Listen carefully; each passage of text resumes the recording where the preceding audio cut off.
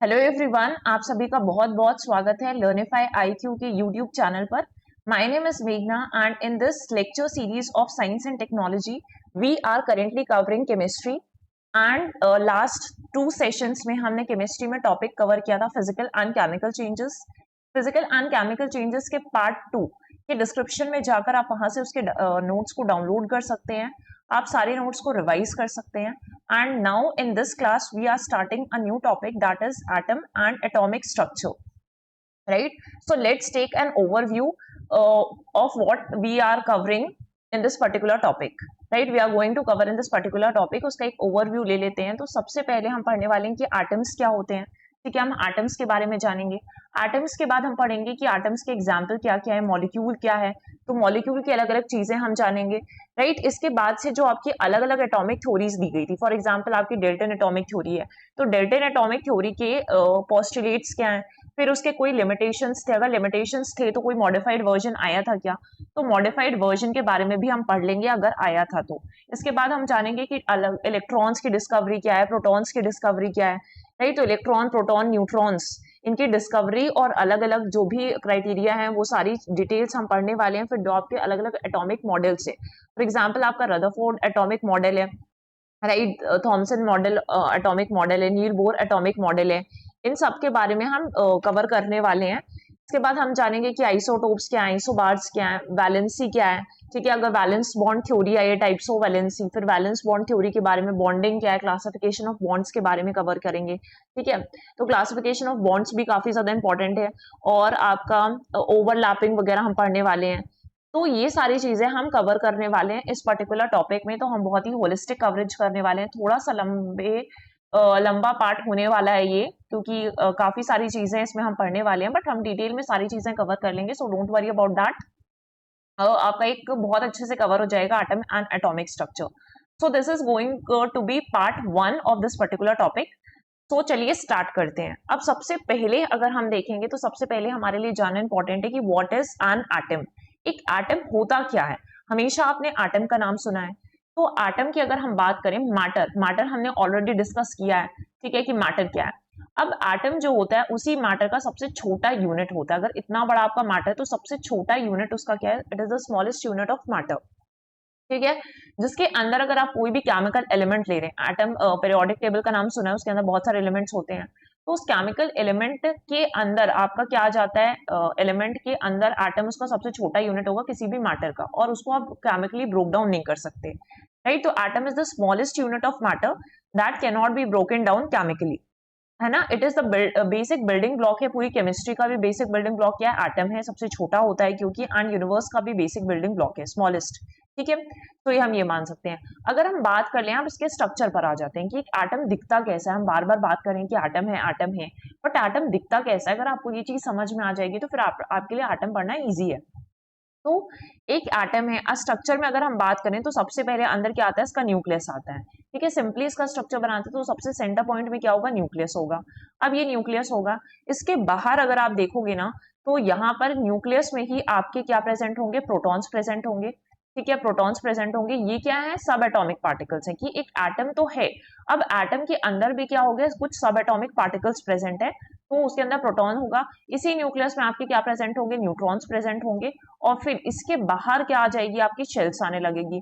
ठीक है, तो ये जो शेल्स हैं इसमें क्या प्रेजेंट होते हैं, इलेक्ट्रॉन्स प्रेजेंट होते हैं। हम सारी चीजें अलग अलग से डिटेल में कवर करेंगे, तो ये सारी चीजें आपकी कवर हो जाएंगी। तो अंदर क्या दिख रहा है आपको, जैसे न्यूक्लियस वाला पार्ट है। अब इसमें आप देखेंगे तो आपको प्रोटॉन दिख रहे हैं। प्रोटॉन जो होते हैं बेसिकली क्या होते हैं, पॉजिटिव चार्ज होते हैं। जो रेडिश कलर के आपको दिख रहे हैं, दैट इज प्रोटॉन। ठीक है, प्रोटॉन क्या दिख रहे हैं, प्लस चार्ज लगा हुआ है, तो प्रोटॉन पॉजिटिवली चार्ज है। इसके बाद यही न्यूक्लियस में क्या प्रेजेंट होते हैं, आपके न्यूट्रॉन्स। न्यूट्रॉन्स भी क्या है, सब एटॉमिक पार्टिकल हैं, एटम के अंदर ही आपके सब एटॉमिक पार्टिकल्स है। लेकिन न्यूट्रॉन्स में आप देखेंगे यहाँ पे कोई भी साइन आपको नहीं दिख रहा है, मतलब इसमें जो चार्ज होता है वो कोई भी चार्ज नहीं होता है। तो न्यूट्रॉन्स के पास आप क्या बोलते हैं, नो चार्ज। इसके बाहर मैंने शेल्स में जैसा कि बताया आपको, तो शेल्स में आपको क्या दिखाई दे रहा है, ये एक इलेक्ट्रॉन दिखाई दे रहा है और यहाँ पे एक इलेक्ट्रॉन दिखाई दे रहा है। और भी इलेक्ट्रॉन्स होते हैं डिफरेंट एटम्स में, फिर कितने इलेक्ट्रॉन्स हैं उसका एटॉमिक नंबर पे डिपेंड करता है। बट यहाँ पे अगर आप इलेक्ट्रॉन्स देखेंगे तो इलेक्ट्रॉन्स क्या दिख रहे हैं आपको, यहाँ पे अंदर नेगेटिव चार्ज लगा हुआ है। तो इलेक्ट्रॉन्स जो होते हैं वो नेगेटिवली चार्ज होते हैं। तो आपके न्यूक्लियस के अंदर आपको प्रोटॉन्स और न्यूट्रॉन्स मिलेंगे। प्रोटॉन्स पॉजिटिवली चार्ज है, न्यूट्रॉन्स में कोई चार्ज नहीं प्रेजेंट होता है। और बाहर की शेल्स में जब आप आउटर शेल्स में आएंगे, न्यूक्लियस के बाहर आने लगेंगे शेल्स में, तो आपको इलेक्ट्रॉन्स दिखेंगे और इलेक्ट्रॉन्स जो होते हैं वो नेगेटिवली चार्ज होते हैं। तो यहाँ पर हमने पढ़ लिया प्रोटॉन्स क्या है, positively charge particles that make up the nucleus of an atom. Neutrons with no charge, ठीक है, that make up the nucleus of an atom. इसके बाद negatively charge particles, electrons that orbit the nucleus of an atom करते हैं, ठीक है, orbit. फिर हमें क्या पढ़ना है कि हम थोड़ा सा नंबर ऑफ पार्टिकल्स तो हमने देख लिए कितने होगा, केमिकल आइडेंटिटी भी होती है। तो जो नंबर ऑफ प्रोटॉन्स होते हैं किसी भी एटम में वो डिटरमाइन करते हैं कि पीरियोडिक टेबल में वो चीज कहाँ पर स्टैंड करने वाली है, राइट। क्या वो नेम, अपने नेम के साथ, सिंबल के साथ और केमिकल आइडेंटिटी के साथ वो किस प्लेस पे रहेगी, किस ग्रुप में प्लेस होने वाली है, ठीक है। अलग अलग ग्रुप्स होते हैं पीरियोडिक टेबल के अंदर। तो ये सारी चीजें हैं। बॉन्डिंग्स भी हो सकती हैं कि एटम जो होते हैं वो एक एटम है दूसरे एटम के साथ बॉन्ड बना सकता है। अब ये बॉन्ड बनाकर सॉलिड फॉर्म कर सकता है, लिक्विड फॉर्म कर सकता है, गैसेस फॉर्म कर सकता है, राइट। अगर हम कुछ और चीजें देख लें, एक क्वेश्चन होता है कि हमेशा नोबल गैसेस जो होती हैं वो अनरिएक्टिव होती है।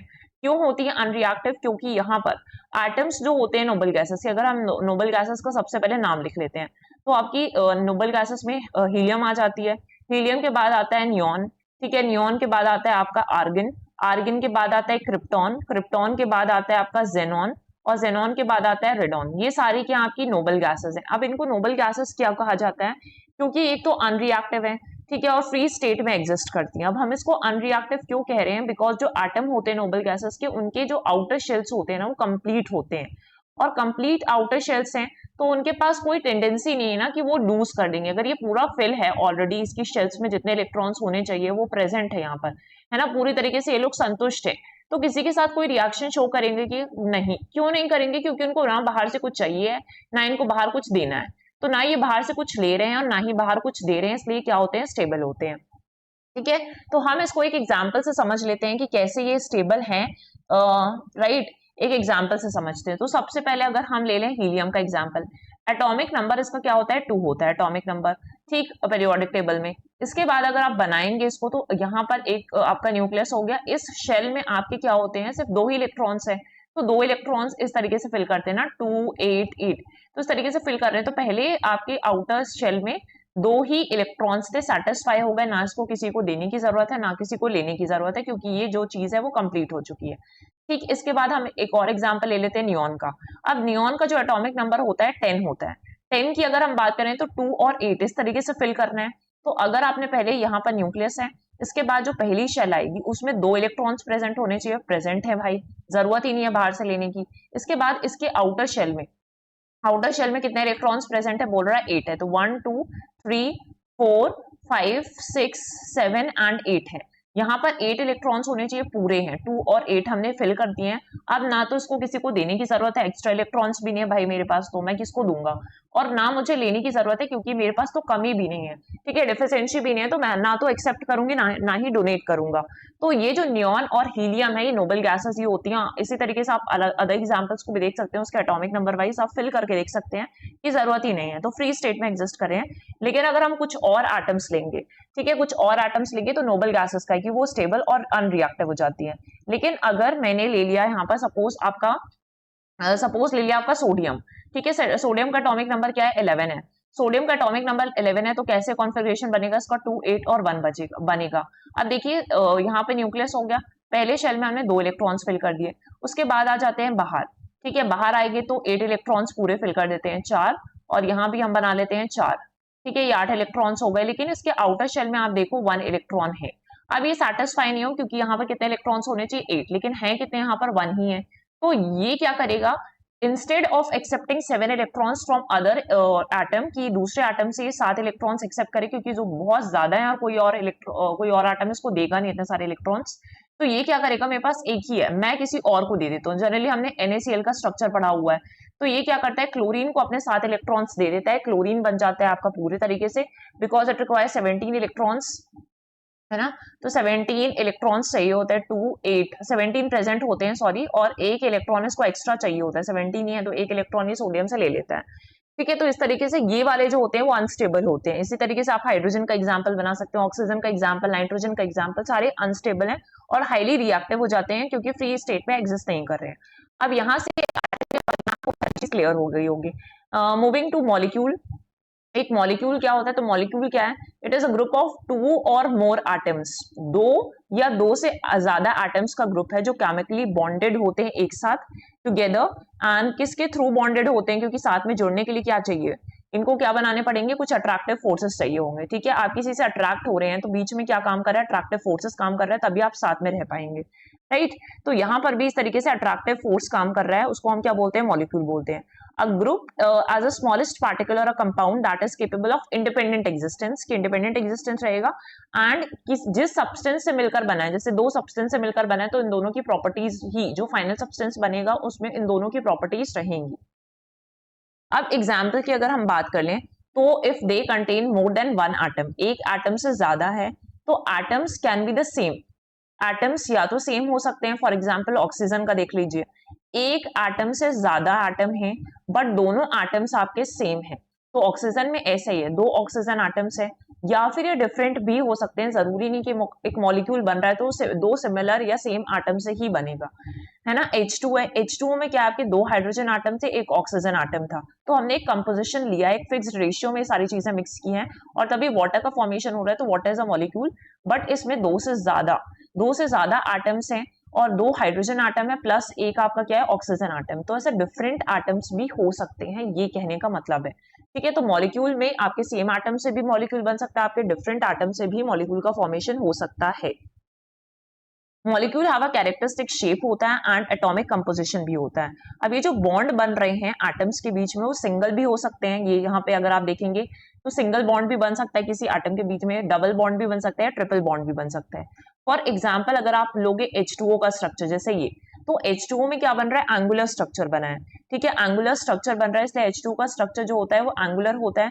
बट अगर हम बात करेंगे CO2 का स्ट्रक्चर, तो CO2 का स्ट्रक्चर क्या होता है? लीनियर होता है। यहाँ पर अगर आप देखेंगे तो CO2 है, तो हमने 2 O बना दिया ऑक्सीजन में और इसके इलेक्ट्रॉन्स को हम इस तरीके से शो कर देते हैं कि कितने इलेक्ट्रॉन्स हैं यहाँ पे। तो जनरली आपका जो CO2 का स्ट्रक्चर बन रहा है वो लीनियर बन रहा है और इसका वाटर का स्ट्रक्चर कैसा बन रहा है आपके पास?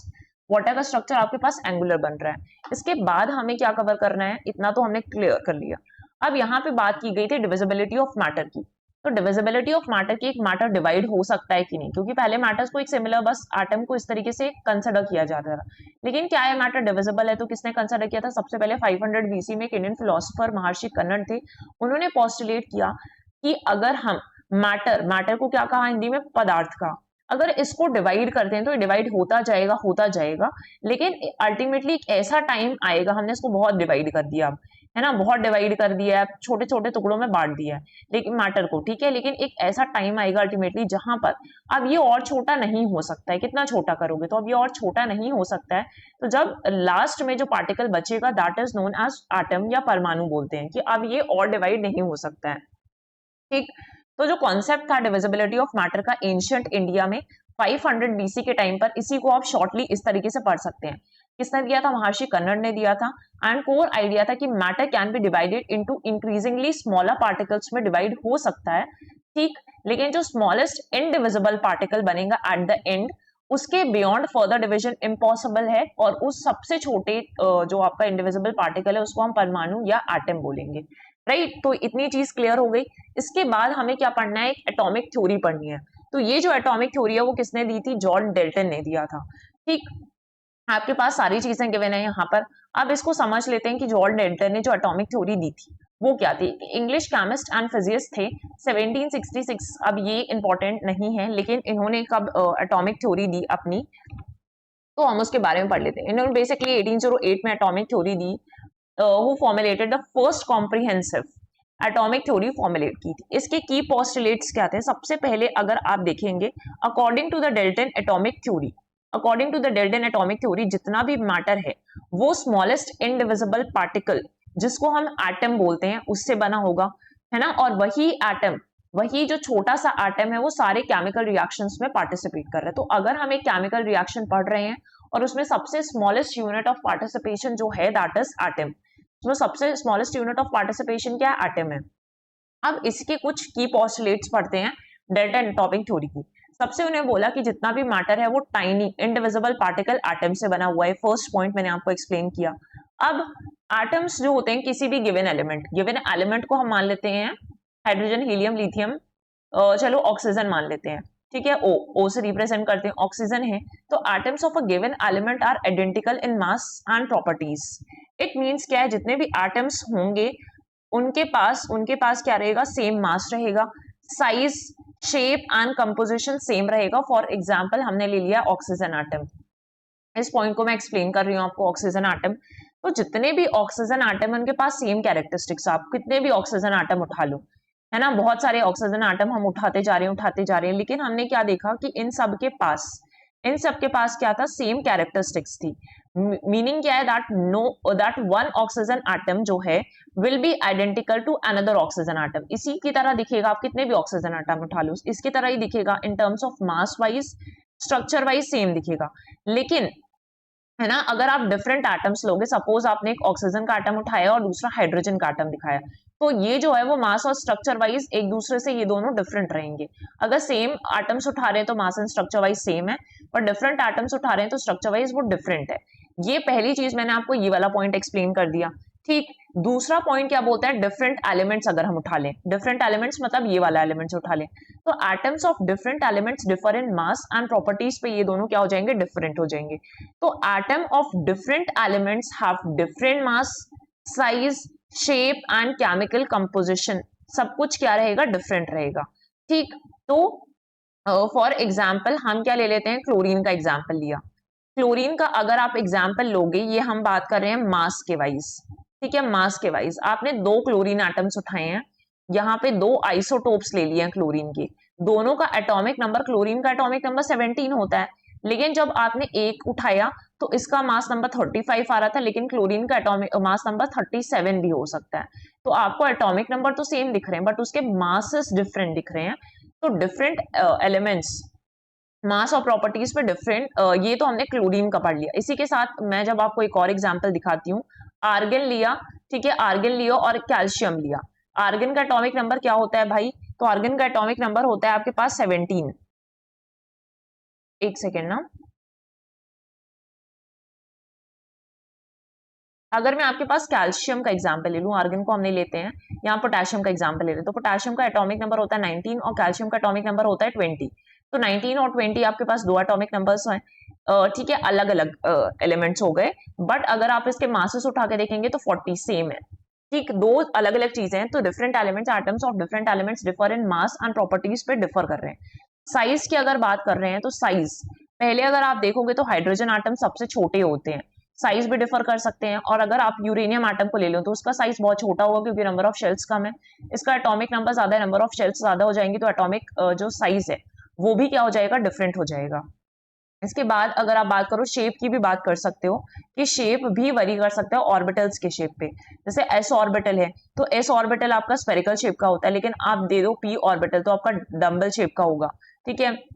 तो अलग अलग शेप्स में हो सकते हैं, शेप्स भी डिफर कर सकते हैं। इसके बाद जो दूसरा था केमिकल कंपाउंड्स, कंपाउंड्स जो होते हैं फॉर्म्ड होते हैं when atoms of different elements combine in fixed ratios. अगर फिक्स्ड रेशियोज में कंबाइन हो रहे हैं तो ये फॉर्मेशन होगा। फॉर एग्जांपल H2O में एक फिक्स रेशियो होता है कि इनके कॉम्बिनेशन का एक फिक्स रेशियो होगा।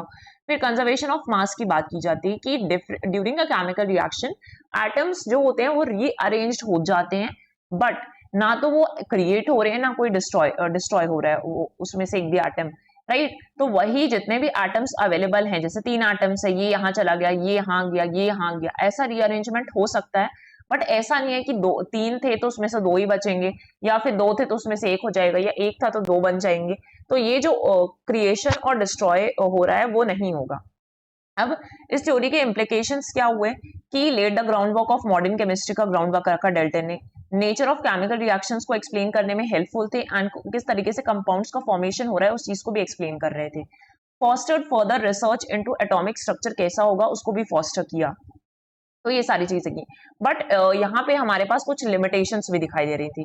लिमिटेशंस की अगर हम बात करेंगे तो सबसे पहला लिमिटेशन था कि डेल्टन ने क्या बताया था कि जो एटम्स होते हैं वो इंडिविजिबल होते हैं, डिवाइड नहीं हो सकते, बट बाद में क्या हुआ, प्रोटॉन्स, न्यूट्रॉन्स और इलेक्ट्रॉन्स डिस्कवर किए जाते हैं।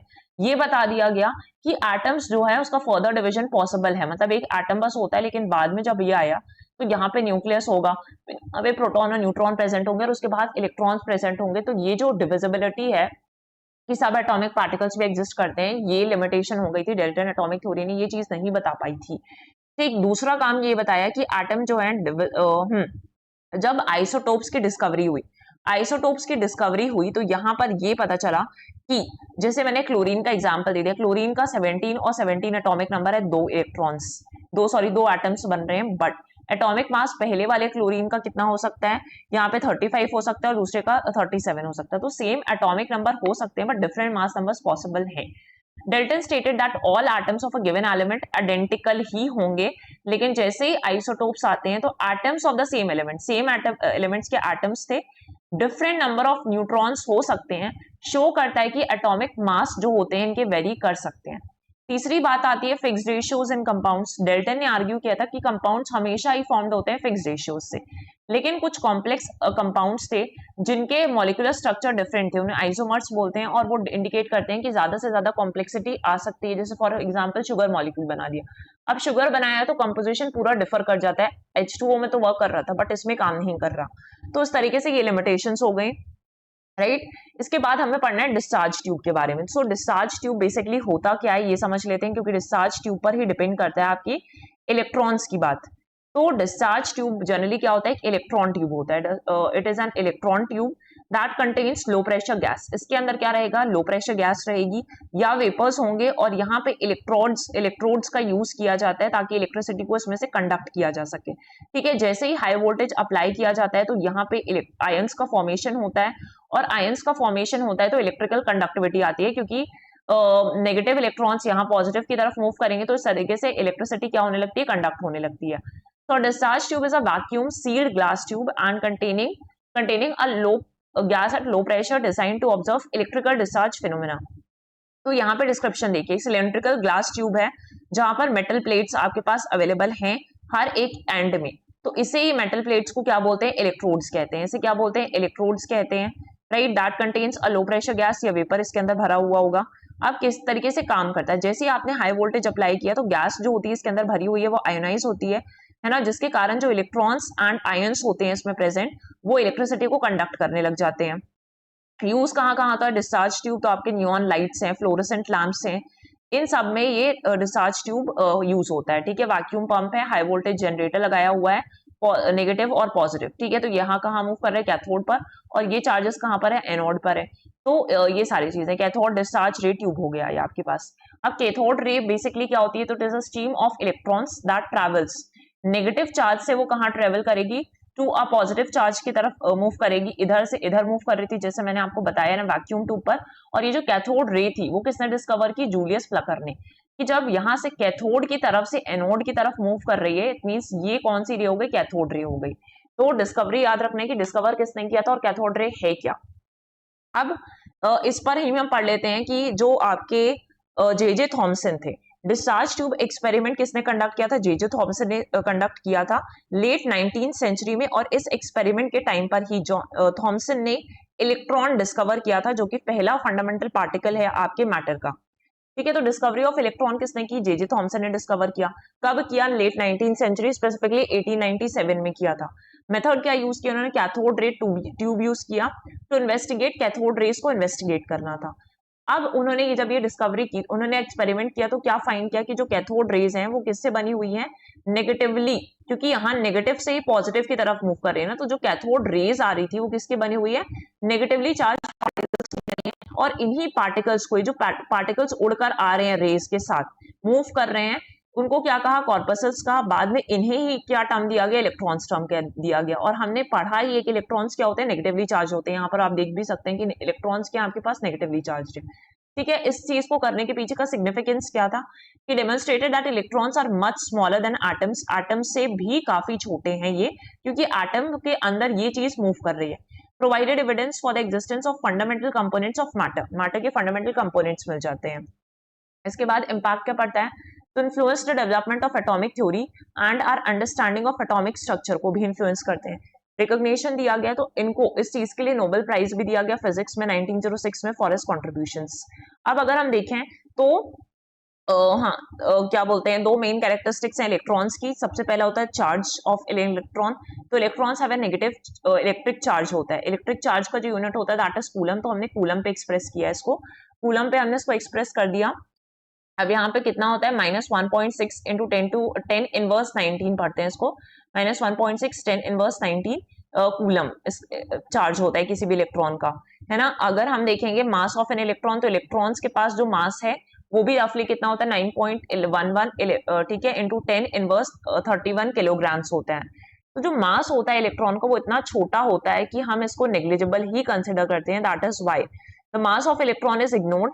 जब हम कैलकुलेट करते हैं atomic mass of an element, पूरे एटॉमिक मास ऑफ एलिमेंट को लेते हैं, तो एटॉमिक मास ऑफ हम इसको इग्नोर कर देते हैं, मास ऑफ एन इलेक्ट्रॉन को इग्नोर कर देते हैं, लाइक नेग्लिजिबल कंसिडर किया जाता है इसलिए।